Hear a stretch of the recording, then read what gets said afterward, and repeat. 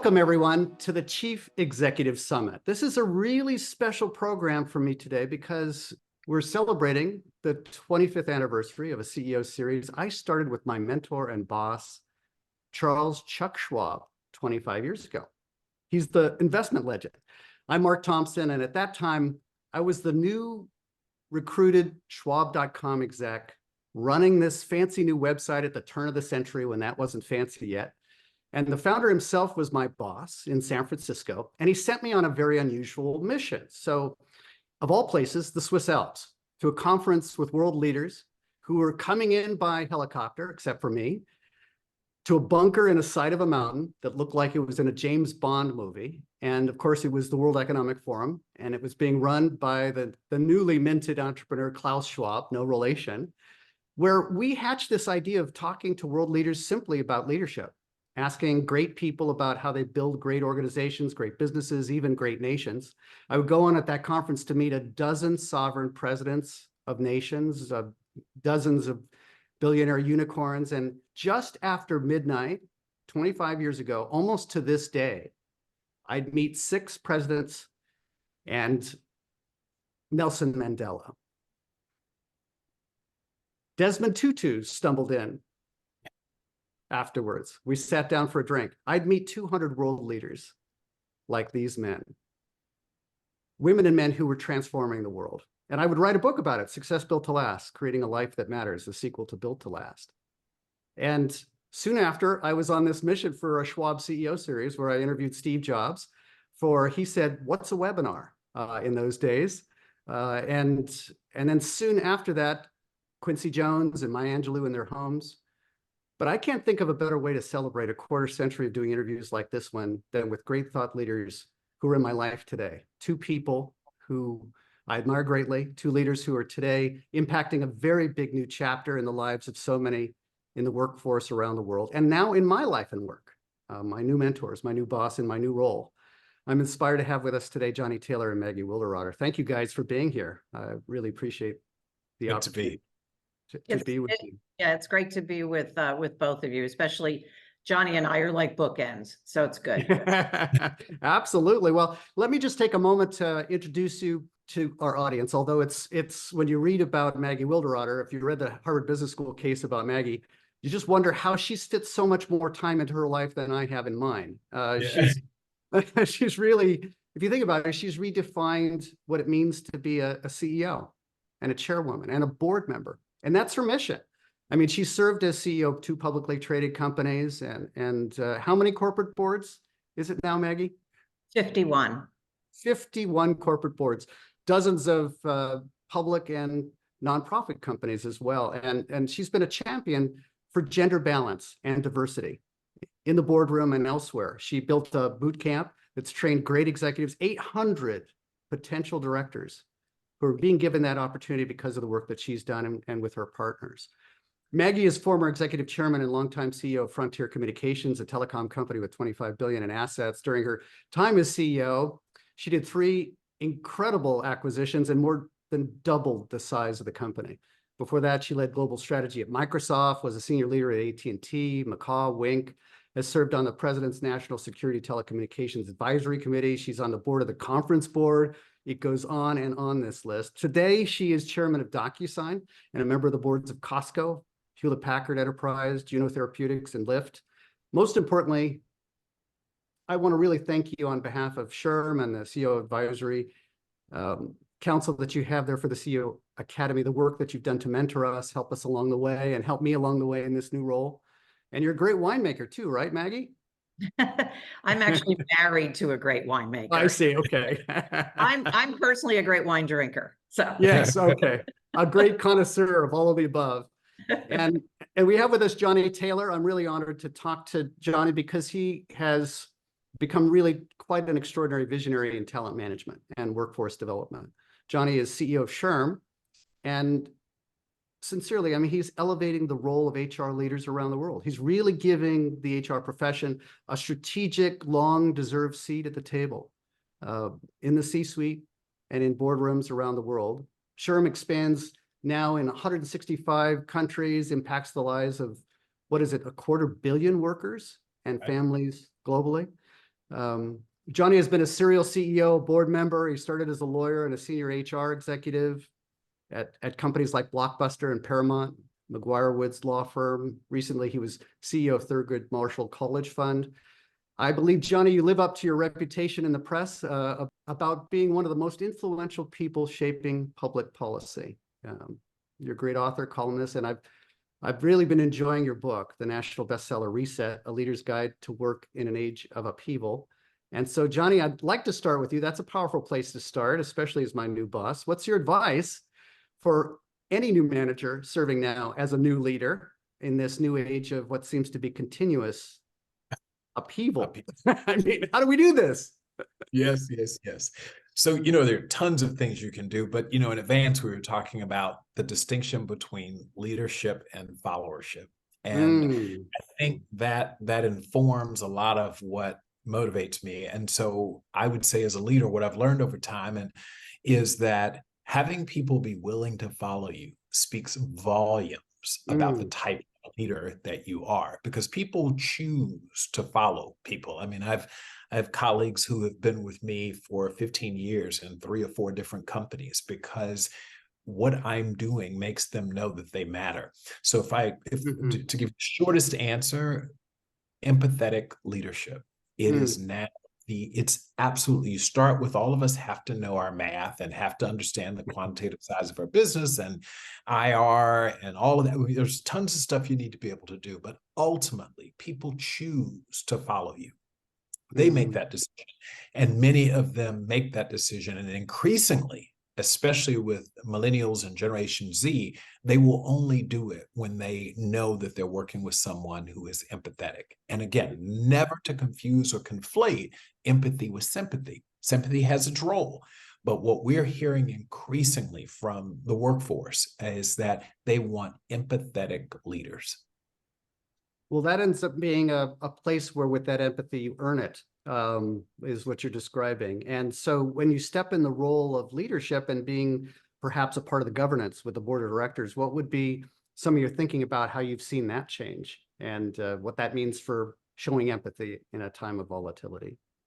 So I've not been on 51 boards. I've been on quite a few. Maggie's the winner there by a long stretch, but even in my current role as lead independent director for a Fortune 500 company, we have all, from a board perspective, come to appreciate that ultimately we're all in the people business, almost no matter what business that you're in. And I know it sounds corny.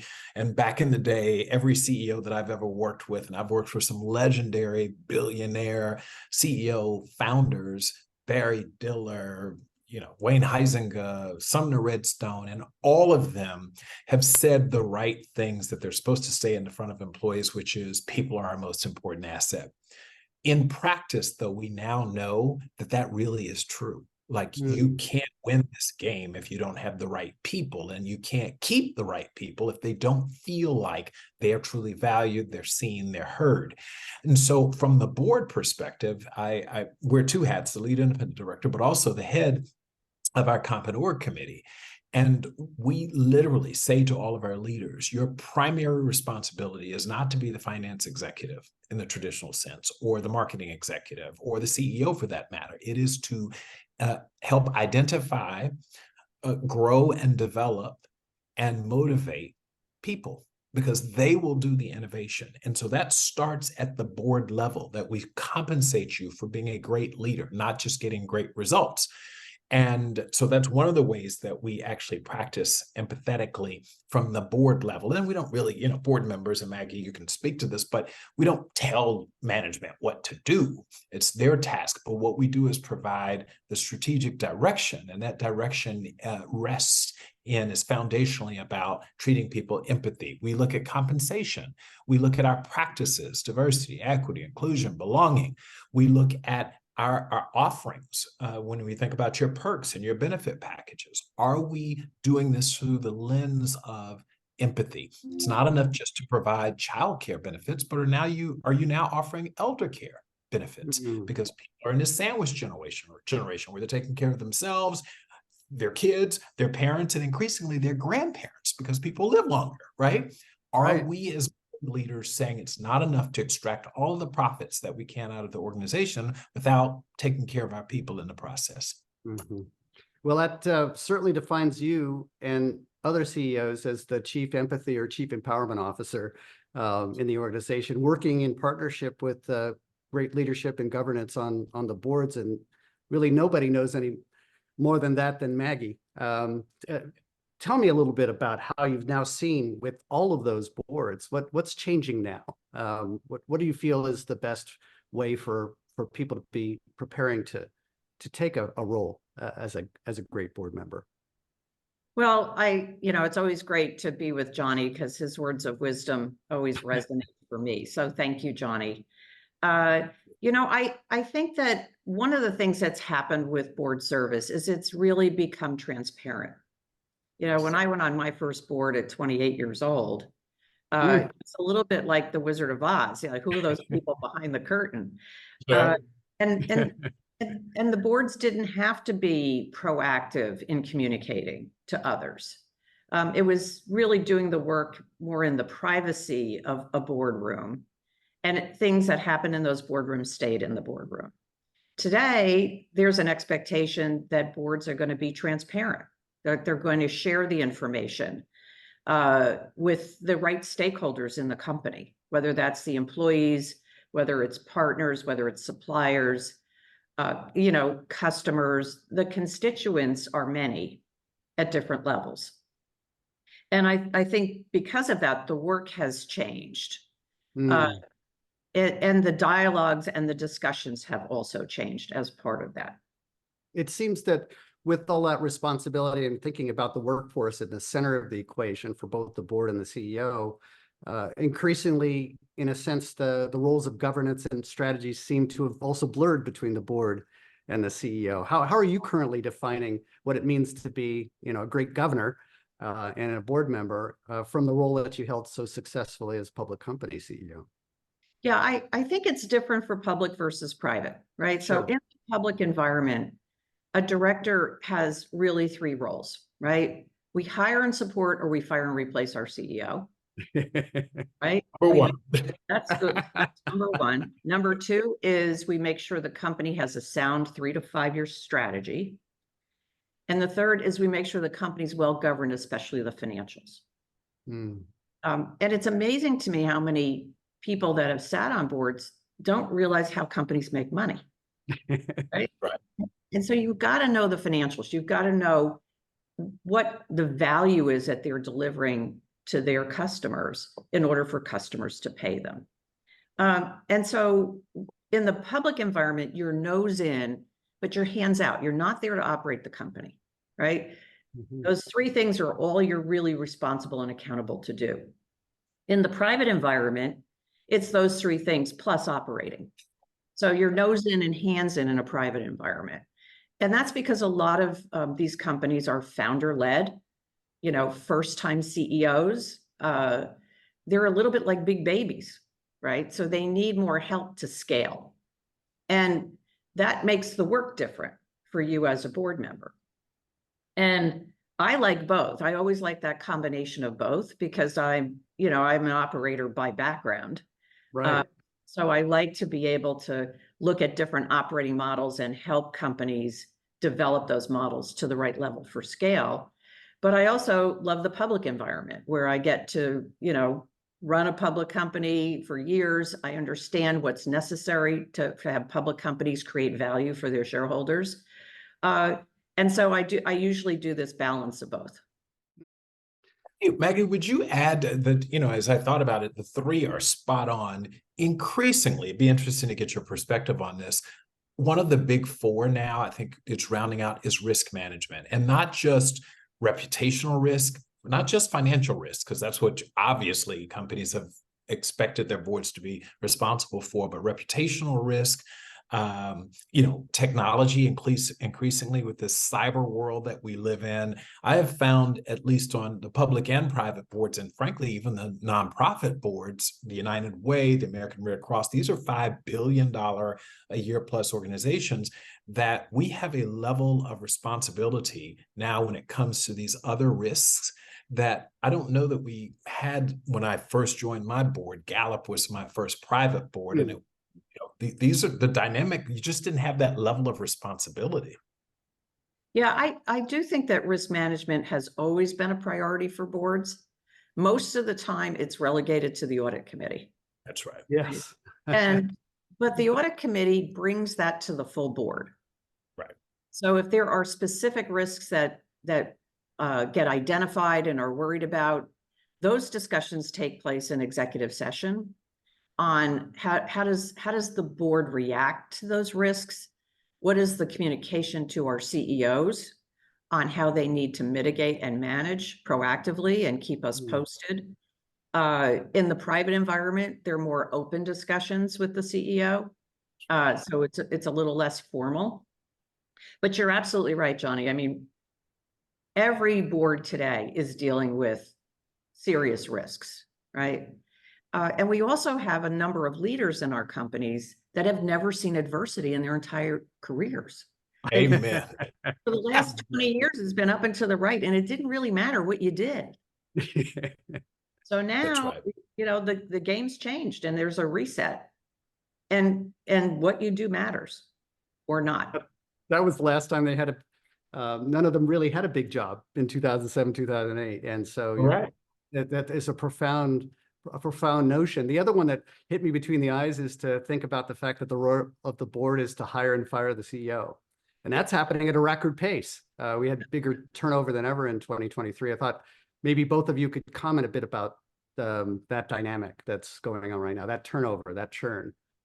Yeah, it was over 200 in the Fortune 500 CEOs that were replaced. And I think it has a lot to do with managing through adversity. And when you haven't seen adversity in your career, it's hard to build that resilience in order to work through it. I mean, I was running companies as a CEO with planes going into buildings in New York, 2 recessions, and that builds a resilience in you that you just don't even know you have. And I think for the leaders we have today, because it's been easier for them to not have to be in those situations, it's almost they freeze a bit in terms of what do you. And you know, I'd love to hear Johnny's opinion on this too, because he deals with a lot of different folks as well. But as a board member, it's coaching our CEOs. Yes. On how do you work through adversity, and how do you try to identify it from a risk perspective before it takes your money river away from you. Right. You know, to violently agree. And I tell you, I think the other thing that I've observed over the years is that at some point, CEOs really had one group to focus on, and that was shareholders. That was it. And now we've moved into this world of stakeholders, which include other groups. You know, it's not as simple as please my board, and my board is pleased if my shareholders are pleased, and that's it. Now you really have to be concerned about your employees, for example. I mean, I grew up in an era where CEOs were not held accountable in the traditional sense by their employees. Like right now, a group of employees without a union, I mean, this isn't collective behavior. A group of employees can literally land you on the front page of the Wall Street Journal, and not over something illegal. They can just say, I disagree with the way you're managing this and its impact on me.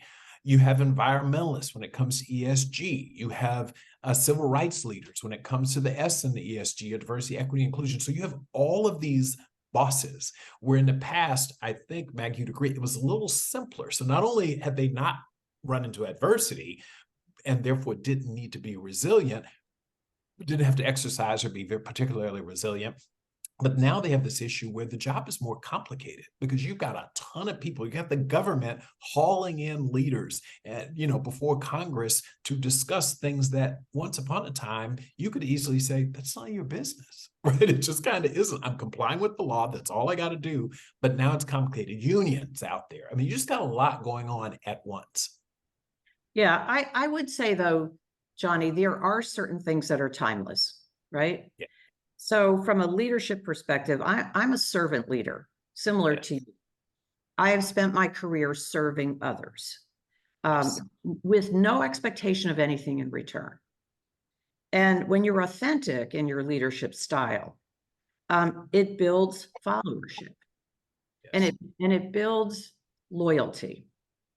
And the most important thing that we do as leaders in companies is make sure we have the right people in the right seats. And I believe, because people are your most important asset, I believe in moving people around to give them different experiences is also healthy to keep them sharp. Yes. And I used to move people around all the time. I was moved around all the time. I had I had bosses growing up that I know at my first company, I was there for 12 years. I had 14 different jobs in 12 years. That's right. And because our founder said, I want you to go do this. And I remember at one point I was running accounting, and he wanted me to go start regions and open regional operations. And I had been lobbying to go into marketing. And so he called me in his office. He said, okay, you can go do marketing, go hire your replacement. 2 days later, he calls me in his office, and he says, I have some good news and bad news. I said, I'm from accounting. What's the bad news? And he said, you're not going to run marketing. I said, Bob, I've already hired my replacement. He said, yeah, I want you to open regions instead. And I want to have 5 regions, 1 in Canada, 4 in the US. I want to hire general managers for those regions and get local and close to our customers so we can do our data processing closer to where our customers are. And I looked at him, I said, Bob, I don't know anything about regional operations. And he said, yeah, and you don't know anything about marketing either. Yeah. But it was the best job I had. Good old days. To become a CEO. Because I learned how to lead people from an operating perspective in diverse locations in multiple countries. And I did it at a very young age. So I do think that pushing people out of their comfort zones is something that CEOs have to do. And it's something that boards have to do with their CEOs. That's right. That's right. I would add, what you're describing is something I feel my folks hear me talk about it a lot, and a lot of our SHRM research supports this, is cultural clarity. It's a term. We don't talk about culture a lot because in times past, that was a soft word, right? Real leaders didn't talk about culture. And when they talked about how do you know if you have good culture, it was, do you have foosball machines, free lunch, the trappings of culture. It's now evolved where people, and increasingly we see this in SHRM research as well as when I'm hiring people myself, they ask you, so what's the culture here? And what Maggie was describing is a culture, one that flexibility, but it was management's flexibility. I remembered I was general counsel and they were like, no, you're going to be the head of HR. It's like, I don't know anything about HR. I'm not trained. I'm not classically trained as an HR person. He says, yeah, but you're going to go do it now. And then Barry Diller had me run a business based in we were in, I guess it's East Bay, right? In the Oakland area. Right. We bought Ask Jeeves from London and brought it back over. And he was like, I want to do this right now. Go do it. But to that point, it was clear to me that was our culture. And I could decide to remain in the organization, understanding that to be the culture, or not. But there was cultural clarity. So I use that phrase a lot to say leaders, especially as you're recruiting talent, and if you want to keep that talent, you've got to be clear about how you operate. Maggie talks about her authentic style as a leader. That doesn't work for everyone. It works for Maggie, and it works for people in Maggie's organization. And people who love that will be there. The people who don't, as I said to one of our Fortune 500 colleagues one year, I said, there are 499 other Fortune 500 companies you can work for. And that's not to say that we're right or you're wrong or good or bad. It's just being clear with employees about what and how you operate will go a long way toward being the kind of leader that people want to work with, because then they're aligned. You got to have cultural clarity before you can have cultural alignment. Yeah, absolutely. I really hear you both talking about then the role of the CHRO, the CPO, the HR executive, being one like you, Johnny, where you were being selected because you were a business partner and a GC. You understood what Maggie was leading off with. You have to understand the business. You have to be the business partner and be able to light up a workforce. Well, so I'm going to take this to the next level. Everyone who knows me knows I hate the term business partner when it comes to HR. And I tell you why, because HR folks, the implication is that the business is over here and the HR people are somewhere else. So we're partnering with the business. I come from industries. When I was at Blockbuster, you can't operate a Blockbuster store without people, period. Hell, the studios made the movies. The videotape people made the videotape and they shipped it to us. The only thing that we operated was a business, and we needed the right number of people with the right attitude, who showed up on time, who didn't steal from you. So when Wayne brought me in to run HR, it wasn't go be a support the business. He was like, you are the business. If we need 30 people to open that store and we only have 20, guess what? We don't open the store. And I can tie directly to our bottom line when that store doesn't open, or if it opens late. Like, so you are like you, and say it to us. He says, let me tell you, everyone around this table, my HR person is a business person whose focus is on people and human capital. My finance person is a business person whose focus is finance, marketing, etc. So he just never let us distinguish and call some group partnering to support the business. He said, you're all business people. You're sitting around the table because without any one of you, this thing falls apart. And luckily, I've been in my career in businesses where we could tie directly. If you don't have this person, you don't make money. When I was at Paramount, for example, it's real simple. If you don't have the producers, the writers, the down, then guess what? You don't make that movie, or you don't sell that videotape, or you don't open that theme park. Theme parks were the best because if we were short-staffed in a part of the park, we could count. We knew just how much money over the last 30 years that location generated. It sold this many cups of popcorn. And if it's not staffed because you didn't staff it, or your people got pissed off, or they got a union, you could directly tie to the financial impact of the organization. So pardon me for running on that, but I got to tell you, I think of HR executives as part of the business, not partners to the business. Yeah, they definitely are. And they're also consigliaries to the leadership. That's right. Because they can bring different perspectives about people that sometimes the leaders don't necessarily have a 360 degree, in looking at all the assets of the prism of a person. And your great HR leaders have that sixth sense. At least I always surrounded myself with those types of folks that had different skills and capabilities than I had. I wanted that diversity. And even in my boards, when I ran Frontier, I had, a board that was 50% women. I had people of color on my board. This is way back in, the early 2000s. Wow. And I remember JP Morgan coming in. We were going to do a multi-billion-dollar acquisition. And Jimmy Lee, God rest his soul, is no longer alive, but he was the banker at JP Morgan with Jennifer Nasson, who's still my banker. And they came in and did a presentation about this acquisition. And my board was very engaged, right? And so we took a break and we were in the hallway and Jimmy walks up to me and he said, what just happened in there? I said, well, what do you mean what just happened? He said, that was like the bar scene from Star Wars. He said, everybody's talking at once, everybody's talking over each other, everybody's like building stuff or tearing it down. I said, that's how we make the best decisions. So I want my board, to do that. And we did. We did, lots of acquisitions, grew the company exponentially, delivered huge shareholder value. And I did it with a bar scene board. It was great. We talk about culture within organizations, but I'm so glad she talked about cultures within boards.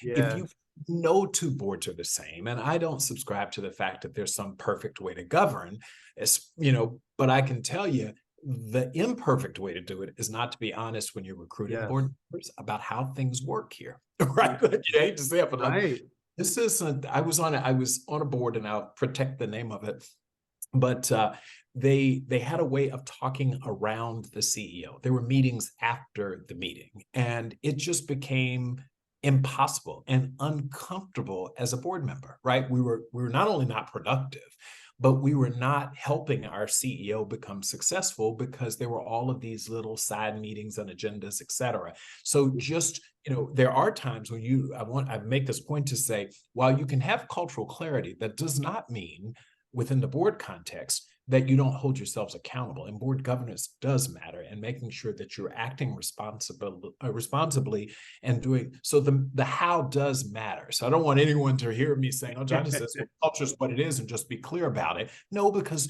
we all, Maggie, myself, we've lived in cultures, workplace and or board cultures, where they disrespected women or didn't hear women, or they did not actively attempt to have diversity. And I'm not just talking race, gender, I'm talking political affiliation, like all diversity, because I'm convinced age diversity. I love hearing when Maggie tells the story of her first board at 28, because I remembered saying that to someone and they're like, there's no way a 28-year-old can be on a board. And I said, I've taught this a long time ago, the best decisions are made when all generations are represented in the room. And you know what I mean? Because you take me, I have a worldview of a 50-year-old, and today I'm going to be 50, tomorrow 40, but whatever. And then you want all of the different constituents to have their diverse points of view and perspectives, because you'll make better decisions. Yeah. And if you don't hear from people, as a CEO, I would say, John, I haven't heard from you on this. Right. I'm not quite sure where you stand. Give me your thoughts. And I also think that CEOs have to be good at reading body language in your boardrooms, right? When people are sitting there with their arms folded and their legs crossed, that's clear. They're probably not in a good place on what you're talking about. As a board member, I do that too. If I see board members that we're not bringing along, then even on the boards where I'm just a board member, I'll try to bring them back into the discussion and get them to lay things on the table. So I wanted to, that's another point that really speaks to diversity and inclusion. The idea that I've seen organizations, both the employment base or the workforce, as well as the board, they check the diversity box, but certain people don't feel like they're heard in that meeting, that they're seen, that they're valued. So you've got to do what Maggie just described, which is to make them feel included. You got to bring them into the discussion, because you'd like to think that, well, there are 8, 10, 13 of us around the room. We're all board members. We're all good. And we have diversity. But if certain groups don't feel like they matter, or that their voice is equal, then so you've checked the diversity box, but they don't feel like they're included, and you're not getting the value of that diversity. What you have is a picture, right? But you don't get any of the value of those people bringing their voices to the table. So I love the intentionality around calling people out and including them in the decision-making and deliberations of a board meeting. Yeah, I also think too, for a lot of folks, you have to say things 7 times 7 different ways. Yes. Because people absorb information differently. Yes. A lot of times as leaders, we'll say, well, I told them that. I've told so many times. Well, sometimes they don't even say that. They think because they say it once, everybody hears them, but that's not the case. That's right. Well, you've both done an enormous job for helping convince, I think, the next generation and the last generation to think more broadly about what diversity means, what it means to be included, what it means to have all voices at the table. I think about the mission statement from the space program, which was creating Silicon Valley when I was growing up there. It wasn't Silicon Valley yet, and they came from 80 nations, speaking 80 languages, different faiths, backgrounds, ages, and they all were coming for one great goal together. And that's what I love about your focus on culture and that mutually beneficial outcome that we're all trying to seek. And I can't wait to have an opportunity to continue this dialogue, because this has been a great tease for this series to talk about CEO succession and boards and governance in terms of excellence at this new pace of volatility and change in the marketplace. So thank you, Maggie and Johnny, for being my mentors and mentoring us in this first leg of this next chapter of the journey. I really appreciate it.